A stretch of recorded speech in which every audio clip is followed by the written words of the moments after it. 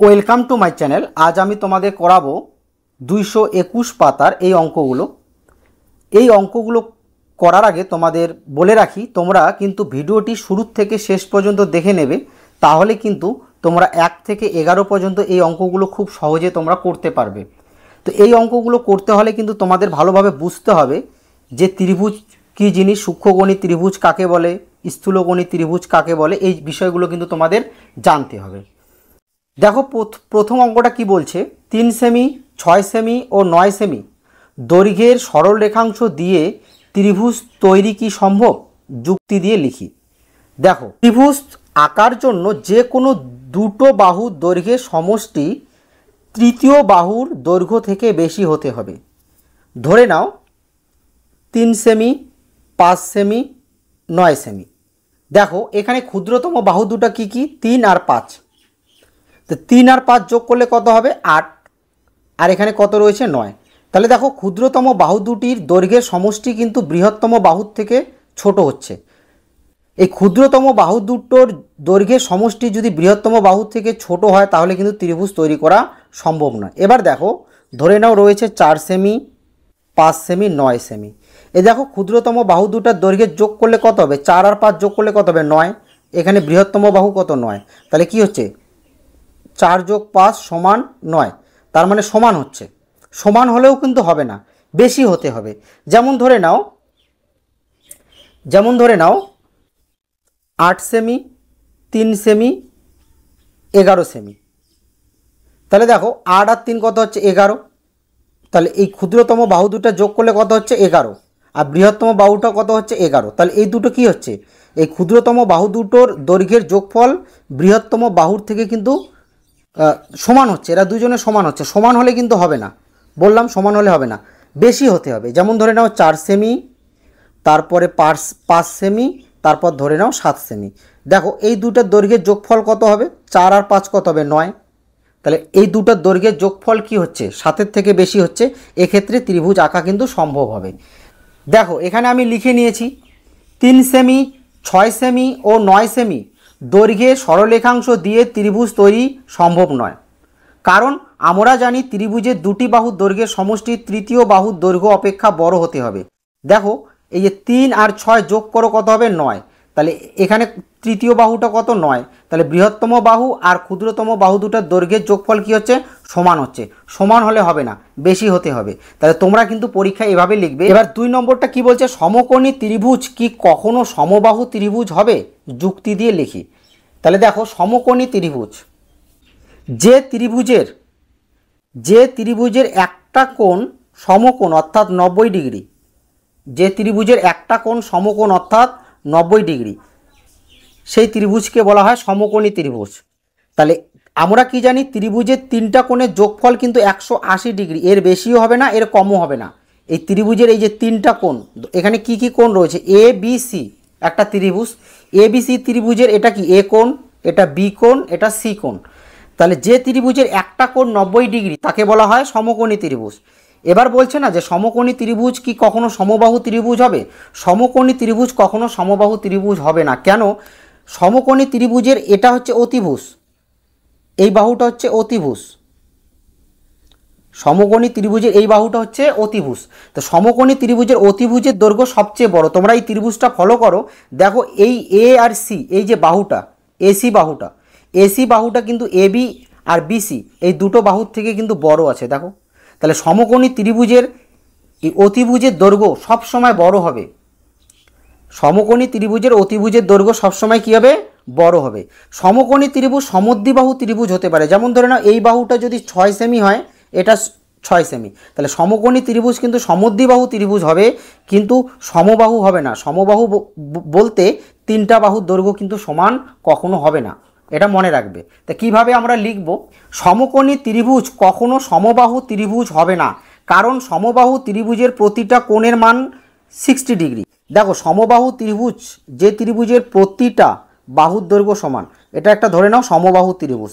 এই সমবাহু ত্রিভুজের প্রতিটা কোণ, সমবাহু ত্রিভুজের প্রতিটা কোণ হয় 60 ডিগ্রি। কিন্তু সমকোণী ত্রিভুজ হবে এরকম, যে ত্রিভুজের একটা কোণ সমকোণ অর্থাৎ 90 ডিগ্রি। ধরে নাও এ বি সি একটা ত্রিভুজ, এর এটা হবে 90 ডিগ্রি, আর এটা তোমার অতিভুজ, তাহলে অতিভুজের দৈর্ঘ্য সবচেয়ে বড়। তাহলে সমকোণী ত্রিভুজ কিভাবে সমবাহু ত্রিভুজ হবে? কারণ সমকোণী ত্রিভুজের তো অতিভুজের দৈর্ঘ্য বড়। তাহলে তোমরা কিভাবে লিখবে যে সমকোণী ত্রিভুজ কখনো সমবাহু ত্রিভুজ হবে না, কারণ সমবাহু ত্রিভুজের প্রতিটা কোণ 60 ডিগ্রি, সমবাহু ত্রিভুজের প্রতিটা কোণ 60 ডিগ্রি।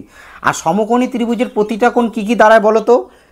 এটা হচ্ছে তোমার 90 ডিগ্রি, আর এটা যদি 90 হয় তাহলে এই দুটো কত হবে? আমরা কি জানি ত্রিভুজের তিনটা কোণ 180 ডিগ্রি, তাহলে এই দুটো কত হবে? 45, 45 কত হবে? 90, এটা 45, এটা 45, 90, তাহলে 45 আর 45, তাহলে দেখো কি হলো, 90, 45, 45, 90, টোটাল 180 ডিগ্রি। যে সমকোণী ত্রিভুজের বৃহত্তম বাহুর নাম অতিভুজ। 4 নম্বরটা দেখো, সমকোণী সমদ্বিবাহু ত্রিভুজের তিনটি কোণের মান কি কি? সমকোণী সমদ্বিবাহু ত্রিভুজ, দেখো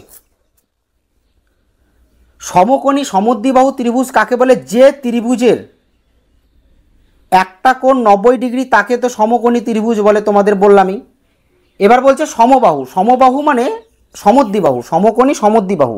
সমদ্বিবাহু মানে যে ত্রিভুজের দুটো বাহুর দৈর্ঘ্য সমান। ধরে নাও এই বাহুটা তোমার 8 সেমি ধরে নাও, আর এই বাহুটা 8 সেমি। এবিসি একটা ত্রিভুজ যার এবি বাহুটা হচ্ছে 8 সেমি আর বিসি বাহুটা 8 সেমি। তাহলে কি পেলাম আমরা? দুটো বাহু সমান পেলাম। তাহলে যে সমকোণী ত্রিভুজের দুটো বাহুর দৈর্ঘ্য সমান হবে, অর্থাৎ সমকোণ সংলগ্ন। দেখো এখানে সমকোণ অর্থাৎ 90 ডিগ্রি কোণটা তৈরি হয়েছে কিন্তু এই দুটো বাহুতে, একটা এই যে এবি বাহু আর বিসি বাহু, এই দুটো বাহুতে কিন্তু 90 ডিগ্রি কোণটা কিন্তু উৎপন্ন হয়েছে। তাই আমরা এবি আর বিসি বাহুটাকে কি বলবো? সমকোণ সংলগ্ন বাহু, সমকোণ সংলগ্ন বাহু। তাহলে যে ত্রিভুজের একটা কোণ 90 ডিগ্রি সেটা হয়ে গেল তোমার সমকোণ বা সমকোণী হয়ে গেল, এবং যে ত্রিভুজের দুটো বাহুর দৈর্ঘ্য সমান তাকে বলা হয় সমদ্বিবাহু, তাই না? দুটো বাহু সমান হলে সমদ্বিবাহু। তাহলে কি হয়ে গেল? সমকোণী সমদ্বিবাহু। তাহলে এখানে কি বলেছে? যে সমকোণী সমদ্বিবাহু ত্রিভুজের তিনটি কোণের মান কি হবে? তাহলে দেখো, তাহলে সমকোণী ত্রিভুজের একটা কোণ যদি 90 ডিগ্রি হয়, এই বাকি কোণ দুটো হবে তোমার 45 ডিগ্রি, 45 ডিগ্রি, যেহেতু সমদ্বিবাহু। তাহলে সমকোণী সমদ্বিবাহু ত্রিভুজের এই বিপরীত কোণগুলো কিন্তু সমান হয়, এটা তোমরা মনে রাখবে। তাহলে সমকোণী সমদ্বিবাহু ত্রিভুজের তিনটি কোণের মান কি কি লিখবে? 90 ডিগ্রি, 45 ডিগ্রি আর 45 ডিগ্রি, মোট 180 ডিগ্রি, এভাবে লিখবে। সূক্ষ্মকোণী ত্রিভুজ কাকে বলে? ছবি এঁকে দেখাই। এই ছবিটা কিন্তু তোমরা কাটা কম্পাস দিয়ে আঁকবে, হাত দিয়ে আঁকবে না। যে ত্রিভুজের প্রতিটি কোণ সূক্ষ্মকোণ তাকে সূক্ষ্মকোণী ত্রিভুজ বলে। সূক্ষ্মকোণ কাকে বলে বলো তো? 1 থেকে 89 ডিগ্রি পর্যন্ত, অর্থাৎ 90 ডিগ্রির চেয়ে যে ছোট যে কোণগুলো রয়েছে সেগুলো কিন্তু সূক্ষ্মকোণ। ধরে নাও 1, 2, 3, মানে 1 থেকে শুরু করে 89 ডিগ্রি পর্যন্ত এগুলো হচ্ছে সূক্ষ্মকোণ। তাহলে মনে রাখবে সূক্ষ্ম মানে হচ্ছে ছোট, সূক্ষ্ম মানে ছোট। কার থেকে ছোট? 90 ডিগ্রির চেয়ে ছোট। এই জিনিসটা তোমরা মনে রাখবে, সূক্ষ্ম কথার অর্থ হলো ছোট। তাহলে ছোট বলতে কি বোঝাবে? যে 90 ডিগ্রির চেয়ে ছোট যে কোণগুলো সেগুলোকে বলা হয় সূক্ষ্মকোণ। এবার এখানে বলছে যে ত্রিভুজের প্রতিটি কোণ সূক্ষ্মকোণ তাকে সূক্ষ্মকোণী ত্রিভুজ বলে। মনে রাখবে সমবাহু ত্রিভুজ, এই যে সমবাহু ত্রিভুজের প্রতিটা কোণ কিন্তু সূক্ষ্মকোণ হয়।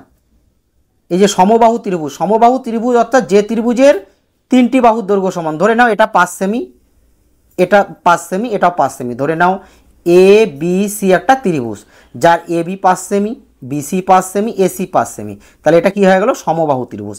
এই সমবাহু ত্রিভুজের প্রতিটা কোণ, এ কোণ, বি কোণ, সি কোণ, প্রত্যেকটা কোণ কি হবে? 60 ডিগ্রি। সমকোণী ত্রিভুজ কখন সমকোণী সমদ্বিবাহু ত্রিভুজ হবে?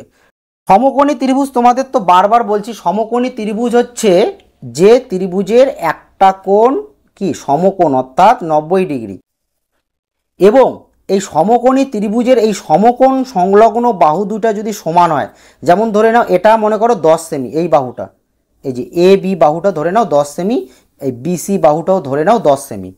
তাহলে সমকোণী ত্রিভুজের সমকোণ সংলগ্ন বাহু দুটো, এই যে সমকোণ সংলগ্ন বাহু বলতে যে দুটো বাহুর মধ্যে সমকোণটা উৎপন্ন মানে তৈরি হয়েছে, সেই দুটো বাহু যদি সমান হয় তাহলে তাকে বলবো সমকোণী সমদ্বিবাহু ত্রিভুজ। সমকোণী কেন? কারণ এর একটা কোণ সমকোণ অর্থাৎ 90 ডিগ্রি। সমদ্বিবাহু কেন? কারণ এর দুটো বাহু সমান। ও সমকোণী ত্রিভুজের সমকোণ সংলগ্ন বাহু দুটির দৈর্ঘ্য সমান হলে তখন সমকোণী ত্রিভুজ সমদ্বিবাহু ত্রিভুজ হবে। একটি ত্রিভুজের দুটি কোণের প্রত্যেকটির মান সমকোণ বা 90 ডিগ্রি হতে পারে কি? যুক্তি দিয়ে লিখি। দেখো, একটি ত্রিভুজের দুটি কোণের প্রত্যেকটির মান সমকোণ বা 90 ডিগ্রি হতে পারে না, কারণ একটি ত্রিভুজের তিনটি কোণের সমষ্টি সর্বদা 180 ডিগ্রি। এবার দেখো, সমবাহু ত্রিভুজের প্রতিটি কোণের মান কত ডিগ্রি? সমবাহু ত্রিভুজ কাকে বলে? যে ত্রিভুজের প্রতিটি বাহুর দৈর্ঘ্য সমান। যেমন ধরে নাও এটা 5 সেমি, এটা 5, এটা 5, এ বি সি একটা ত্রিভুজ। তো সমবাহু ত্রিভুজের প্রতিটি কোণ কত হয় তোমাদের কিন্তু বললাম, প্রতিটি কোণ হয় 60 ডিগ্রি করে। সমবাহু ত্রিভুজের প্রতিটি কোণ 60 ডিগ্রি। এ কোণ এটাও 60 ডিগ্রি, বি কোণ এটাও 60 ডিগ্রি, সি কোণ এটাও 60 ডিগ্রি। যে সমবাহু ত্রিভুজের প্রতিটি কোণের মান 60 ডিগ্রি, 60 ডিগ্রি, 60 ডিগ্রি, এভাবে কিন্তু তোমরা লিখে দেবে। এবার দেখো, সমকোণী ত্রিভুজে সমকোণ ছাড়া অপর দুটো কোণের সমষ্টি কত? সমকোণী ত্রিভুজের একটা কোণ তো 90 ডিগ্রি, তাহলে অপর দুটো কোণের সমষ্টি মানে যোগফল কত? তাহলে একটা যদি 90, এর তিনটি কোণ কত? 180 ডিগ্রি। তাহলে 180 ডিগ্রি থেকে 90 ডিগ্রি বাদ দিয়ে দাও, থাকলো কত? 90 ডিগ্রি। তাহলে এটা 45 ডিগ্রি, এটা 45 ডিগ্রি, তাহলে 45 ডিগ্রি যোগ 45 ডিগ্রি কত হলো? 90 ডিগ্রি।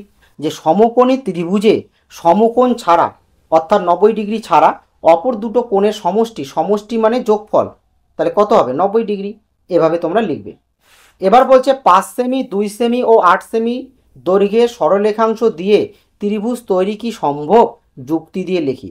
যে 5 সেমি, 2 সেমি ও 8 সেমি দৈর্ঘ্যের সরলরেখাংশ দিয়ে ত্রিভুজ তৈরি করা সম্ভব নয়, কারণ ত্রিভুজের দুটি বাহুর দৈর্ঘ্যের সমষ্টি তৃতীয় বাহুর দৈর্ঘ্য অপেক্ষা বড় হতে হবে। মানে এই দুটোর দৈর্ঘ্যের সমষ্টি কত হচ্ছে? 7 সেমি। তাহলে 7 সেমি কি হচ্ছে? 8 সেমির থেকে ছোট হচ্ছে। ছোট হলে হবে না, ছোট হলে হবে না, দুটি বাহুর দৈর্ঘ্যের সমষ্টি মানে যোগফল বড় হতে হবে বৃহত্তম বাহুটার থেকে। সমকোণী ত্রিভুজে একটি কোণের মান 30 ডিগ্রি হলে অপর কোণ দুটোর প্রত্যেকটির মান কত? এভাবে লিখব, সমকোণী ত্রিভুজের একটি কোণের মান হবে 90 ডিগ্রি। সেটা তো আমরা জানি যে সমকোণী ত্রিভুজের একটি কোণের মান হবে 90 ডিগ্রি। একটি কোণের মান 30 ডিগ্রি হলে অপর কোণটি হবে 60 ডিগ্রি, কারণ ত্রিভুজের তিনটি কোণের সমষ্টি 180 ডিগ্রি। তাহলে 90 ডিগ্রি, 30 ডিগ্রি আর 60 ডিগ্রি, তাহলে কত হলো? 60 আর 30 কত হলো? 90, আর 90 180,